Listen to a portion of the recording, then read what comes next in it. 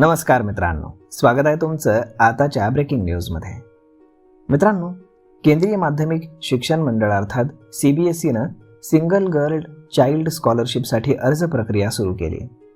विद्यार्थी किंवा पालक CBSEच्या अधिकृत वेबसाईटला जाऊन ऑनलाईन अर्ज भरू शकतात। नवीन विद्यार्थ्यांसोबतच CBSEनं नूतनीकरण अर्जाची देखील सुरुवात केली आहे। त्यामुळे ज्या विद्यार्थ्यांना आधीची शिष्यवृत्ती मिळाली आहे त्यांच्यासाठी देखील त्यांच्या अर्जांचं ते आता नूतनीकरण करू शकतात। यामध्ये पालकांची एकुलती एक मुलगी या योजनेसाठी अर्ज करू शकते। विद्यार्थिनीने 10वी मध्ये 70% गुण कमीत कमी घेतलेले असावेत आणि CBSEशी संलग्न शाळेमध्ये 11वीचं शिक्षण तिने घ्यायला हवं। 10वीचं शिक्षण शुल्क दरमहा 2500 रुपयांपेक्षा जास्त नसावं आणि 11वी आणि 12वीचं शिक्षण शुल्क हे 3000 रुपयांपेक्षा जास्त नसावं।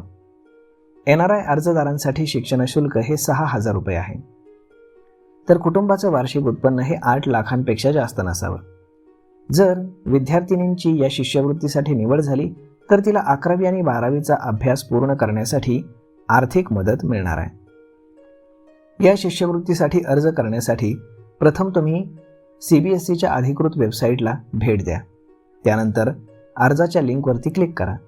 क्लिक केल्यानंतर वैयक्तिक माहिती, शैक्षणिक आणि बँक तपशील प्रविष्ट करा। सर्व आवश्यक माहिती भरल्यानंतर त्याची प्रिंटआउट घ्या आणि अर्जासाठी शाळेकडनं पडताळणी देखील अनिवार्य करण्यात आली आहे। तर मग मित्रांनो, अशा पद्धतीनं CBSEनं सिंगल गर्ल चाइल्ड यासाठी शिष्यवृत्ती आणलेली आहे।